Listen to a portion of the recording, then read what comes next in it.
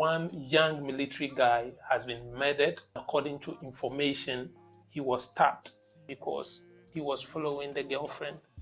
In our country, when a soldier dies somewhere and they think it's caused by someone, soldiers gather themselves and go to the community where this happened and engage in a whole lot of violence as if there is war.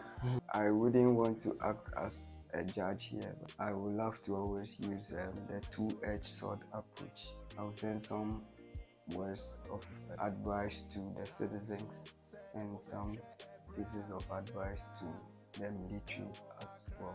And from the snipers I just watched, it appears the guy could even be a breadwinner to his family or something. Mob action, subjecting people to violence, beatings, vigilantism, all these things should be raised on our part. It is not the best and does not promulgate peace. On the part of the military, they have been viewed as people who have some form of gynomous weight, as ones who can just put the laws in their hands and subject people to all sorts of human abuse. They are not acting professionally. Violence is violence, and it ought to be condemned in no certain terms that it deserves. The way they acted on the day does not depict that they had gone in to restore peace. They were just giving room for the situation to even escalate. It's high time military desisted from seeing themselves as too powerful, and that when you are in the military uniform, you can subject people to bully. By doing that, have they gotten the solution to what happened? If a military man is dead, does that mean you should just go and beat people? I was beaten to pulp by some military men when I had just gone to eat at a restaurant in Cape Coast. These ones were not ready to listen to me. They just gave me some slaps that I've never forgotten to date, but nobody was even willing to help me out, including the owner of the place. What the young guy, according to allegation, who stabbed the young military man is something that we should condemn.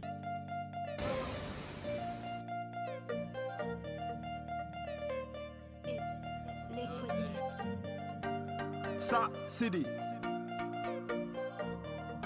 Team Nobody. Hey, hello. Men down, I'm not going on down. I am late to appear. Oh my God! At the panel bobu on the towo. Hey, put your vibes right BN. I visit say na get 10 billion. Bagare, la mo Casio, my one time be at the patio. Boy, better boy, melody. If I tell them my story, they know they believe me. Now so say, obeshe ebra mebera. Sinchao, your boy Melo Day. Welcome back to my YouTube channel. If you're new here, kindly consider subscribing, hit that notification bell so you become part of the Strive family. If you're already a subscriber, I salute you, I salute you, I salute you, I salute you, I salute you. You are one of the amazing people in the whole world, and I really appreciate you for the kind of love and support. Like I always say on here or in my court, if you are not sensible, if you are not intelligent, if you are not smart, if you are not open-minded, if you are not wise, then you have to skip this channel, go look for another channel, and watch whatever you want to watch over there. We always try as much as possible to be truthful without any insults or without any attack. If you are right, we tell you that you are right. If you are wrong, we tell you that you are wrong. we don't pamper anybody over here. And on this note, I don't want peace. I want problems always. So this is what we are going to do over here. Today in my court, I have a co-host who is a co-judge. Yes, he has his own opinion, but I am the final judge. What I say is the final. You can also leave your judgment in the comment section, but that is where it ends. So let's look at the case that we have on the table or in my court. But before, I have here Mr. Godfred Amankwa Osei. So that is Mr. Godfred Amankwa Osei. So we will look at the case and then we all observe and analyze one by one. Then we give judgment. So this case is all about something which is happening in a town or city or community called Ashaman here in Ghana, in the Greater Accra region. So we heard that one young military guy has been murdered, and according to information, he was stabbed. And what I heard, it's a rumor, which I don't know if it's the real thing. I saw it online, and what they are saying is this guy went to visit his girlfriend, who is also double dating, and the soldier has been coming over to spend nights with her in her room. And some people around gave information to the other guy who is from Ashama. And who he ambushed the soldier at dawn and stabbed him from behind on his neck. So this guy died, leaving him with his laptop and phones in his bag, lying down in a pool of blood. Now, the person is saying that we should note, this is not a Kwashe boys. This is not Kwashe boys matter. That's a matter of love gone wrong, get it right. And soldiers have been there since yesterday morning. So this is it. After what happened, like, in our country, when a soldier dies somewhere and they think it's caused by someone, the death is caused by someone, soldiers gather themselves and go to the community where this happened and engage in a whole lot of violence. I don't know if you've seen this. So these soldiers went to the community. They lined up some of the young guys over there, started beating them. They even went there with helicopters and those kind of things. You can see some of the video.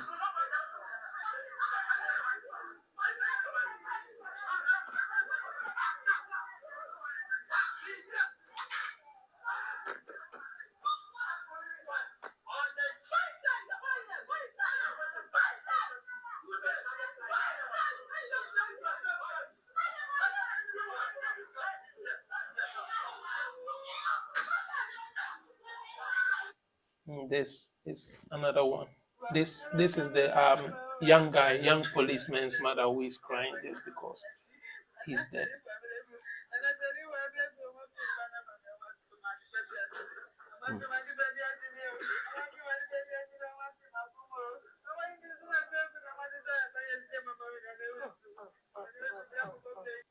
And another video of the armor cars, soldier armor cars patrolling the community as if there is war. And they were flocking there.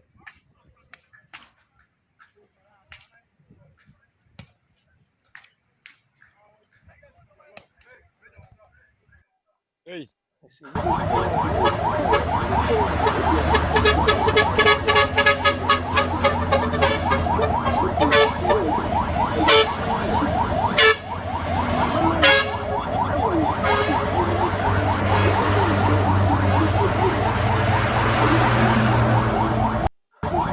And this is a helicopter.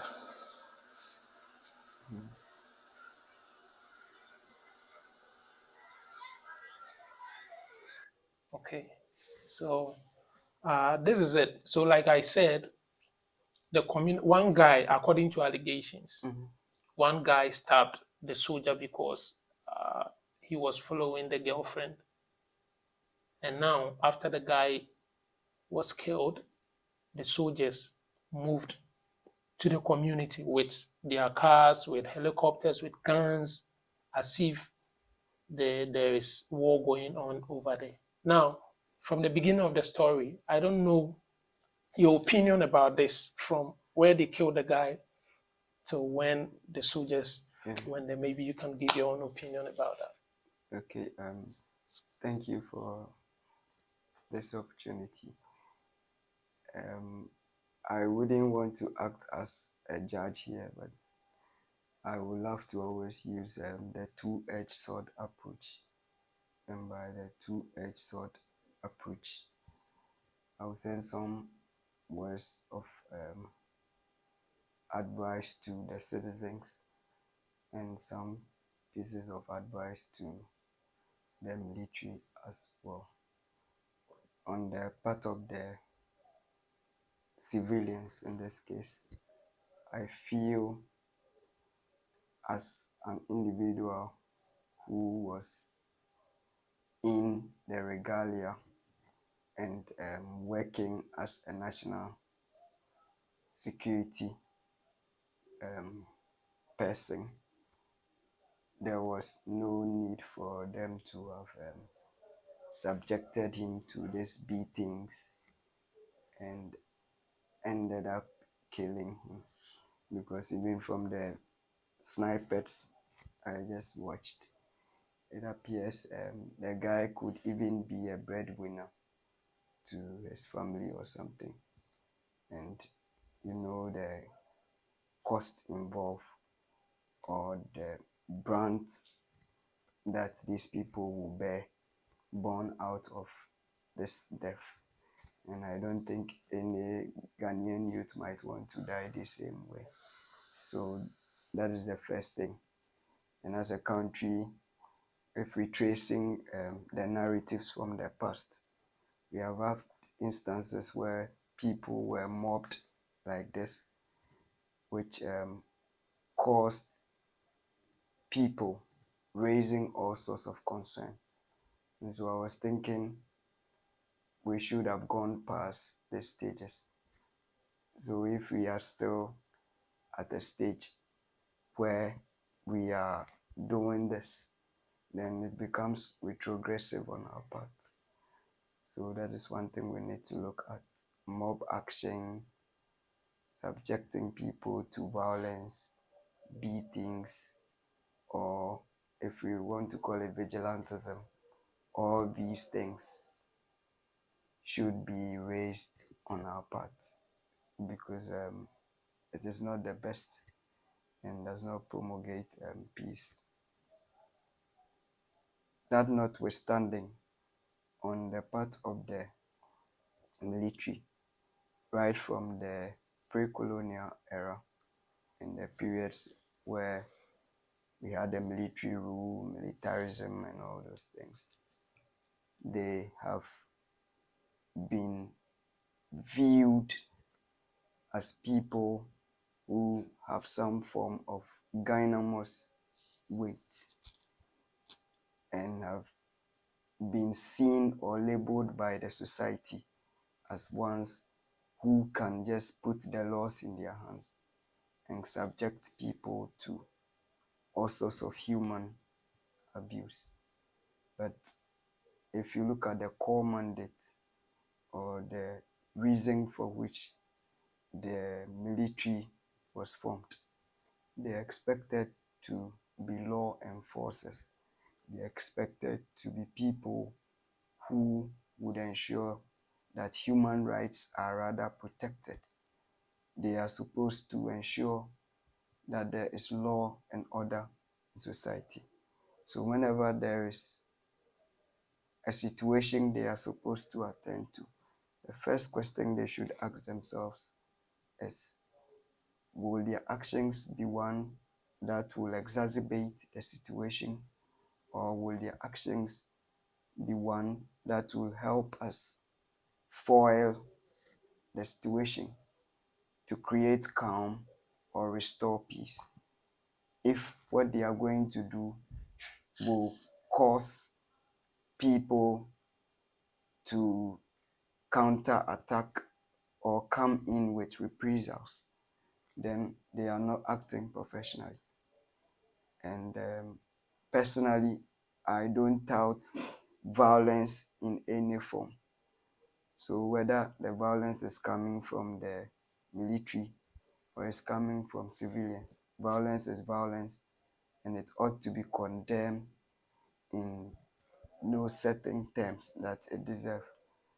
So that's one thing I would like to say, that the way they acted on the day does not depict that they had gone in to restore peace, because by beating the people, by caning some of them, and all sorts of dastard actions that they put these people through, they were just giving room for the situation to even escalate. Because if the people should get angry or they should become infuriated, they can also end up fighting back. And we know what that can cause: the wanton destruction and others that we are likely to experience. So I feel that it's high time military desisted from seeing themselves as too powerful, and that when you are in the military uniform, you can subject people to bully. They are there to protect the citizens. They are there to promote peace and not to create fear and panic. All these things that they are doing is just to create fear and panic. By doing that, have they gotten the solution to what happened? That's not the case. So that is what they need to critically assess whenever they are going in to handle situations of this kind. They should look at whether what they are doing is in the interest of the country, because once you wear the uniform, know that you are acting on behalf of the entire state and not acting as a civilian no more. So if a military man is dead, does that mean you should just go and beat people? And by beating people, what benefits have you gotten out of it? So that is what we should look at, that the military should not be giving that room to feel as if they are untouchable. And all these things are happening because the police service, aside the few strides that they have achieved, I've always watched these ones to act violently even in their presence. And there are even cases where these military men have whipped some policemen. And it will surprise you that sometimes you have an issue, you go to the police station to report, and once it involves the military men, no police will be willing to follow you. I once recall that I had an encounter of that sort where I was beaten to pulp by some military men when I had just gone to eat at a restaurant in Cape Coast. And I happened to be in an attire that had some features likened to that of the military. Not the exact features though, but these ones were not ready to listen to me. They just gave me some slaps that I've never forgotten to date. But And there was when I went, no one there to yeah, save you. nobody was even willing to help me out, including the owner of the place. because of that culture, we have created that picture as if the military is untouchable. And so they take advantage of that to beat people up when they are not supposed to. And I feel as a country, we should redress this. We should find opposite means of ensuring that they do not go beyond what they have been assigned to do by law. Because it seems that what they are doing right now, this isn't the first time they are doing Yes. this. And it looks like, I don't know, they said the president is the commander in chief Yeah, or something, the something. But president. why is it that any president that comes, when the military are doing that or is doing that, they just keep quiet and watch them so that they do whatever they want to do? Do you think that it's an African thing or it's a Ghanaian thing? Because for me, I don't think the Western world, when some people kill a military man, they will just storm that place and be beating people. No. It looks like Africans or Ghanaians, we do things in our own way. For example, when it comes to Christianity, our form of Christianity is different. Even when it comes to our education, our form of education is different. Even with democracy, our form of democracy is different. Meanwhile, we learned a whole lot of this Okay. from them.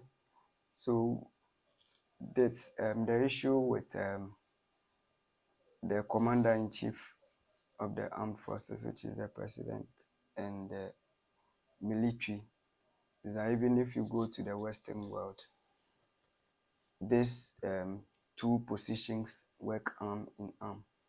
The political head cannot be separated from the military because in the Western world too, appointments of their heads are done by the head of state or the president. So that's why there is that pact. But what we lack in our part of the world is that political will to enforce laws. If a president, maybe, even if giving his own way, he could have punished these people, but does the political environment allows that? We are always going into elections as if we are going to war. We always go into elections like a survival of the fittest contest. And we have something that we gleefully say, winner takes all. So if winner takes all, and people are being recruited, and right from the recruitment stage, we have had politicians who are filling our national security apparatus with their party members or political vigilantes who are affiliated to their political party. Will they have that political will to enforce the law when these people are at fault? So that is where the whole thing is stemming from. We are having a political system where the presidents are somewhat stifled when it comes to cases of this nature because of the fact that they have in themselves feel or made our national security apparatus more of a wing for their political parties. So when NPP is in power, they find a way to employ or recruit some of their guys. When NDC is there, they also do the same. So depending on whose time that these cases occur, we end up not hearing the voice of the presidents. So, guys, this is it. For me, I'm the judge here in this court. For him, he's just a visitor and he cannot give judgments. But let me also say mine, then I will give my judgment. So, this is it. First of all, what's the young guy, according to allegation, who stabbed the young military man, what he did is something that we shouldn't commend at all. We should condemn. We should condemn it totally. It isn't the best thing. If someone is after your girlfriend, you have no right to stab that person. You need to have a conversation with your girlfriend. If she truly loves you, then she will stick to you and leave the other guy. If she doesn't want you, then you also leave her in peace. Love isn't something which is forced, you know. So we condemn that. But this is the problem. Now, that guy's own is just put aside because the case is between the military men and the guys who the military men are beating right now. And I think that what the military men are doing is not right. Even though this has become a norm, that when something happens to a military man, they have to go in a group or a troop just to punish people who are in that area. It's a no, no, no. This norm must change because when you go to some other world or some part of the world, it isn't like that. But we've created this in Ghana. I don't know of other African countries. Then they call these police as military men, memamba, and when they are coming, people are just scared of them just because they are member. Even if you haven't done anything wrong, they are scared of you. A military man can just take the law into his hands, and with just a little mistake that someone does, they will be slapping this person. They will be, maltreating this person in a way that it isn't nice at all. This is the same thing they are doing over there. And this must not be encouraged. Yes, there are people who wouldn't talk about that, but we have to speak against that. It shouldn't be continuing because these people over there, it might be that even those who committed or that guy who committed the crime is not even in their midst. So these guys are innocent and you are beating them up just because of, a crime they did not commit. This is so bad. We shouldn't commend this at all. We should condemn it totally. You understand? I mean, totally. Anyways, this is my judgment. Now, I think these guys are not in any way wrong, and the military men are at fault for going there to beat them. So, this is my judgment. I want to give these military men 1 year in prison. All the military men who went there, I want to give them 1 year in prison together with hard labor. They should just go and do hard labor and serve the prison service and the whole nation. When they come back, they will change from that kind of brutality they've been impacting on people. It isn't really good. You understand? This is my judgment. Guys, don't forget to subscribe to this YouTube channel. Hit the notification bell so you become part of this tribe family or this court. Like the video, let it go viral. Leave a comment. Tell me about what we've discussed over here and the judgment I've given. You can also leave your judgment. It stays in the comment section. That isn't the final. Mine is the final one. On here, we always strive for glory. We strive for success. We strive for travels and anything beneficiary. And today, we are striving for peace. As usual, we are striving for discipline. You understand? Yeah, this is what we are doing over here. Your boy Melody. I'll see you in the next one. Court rise. No more. If you know make money, friends go dog you. Nobody said go love you. You first step up your hustle, cause one day you gonna make it. If you know make money, friends go dog you. Nobody said go love you. You first step up your hustle, cause one day you gotta love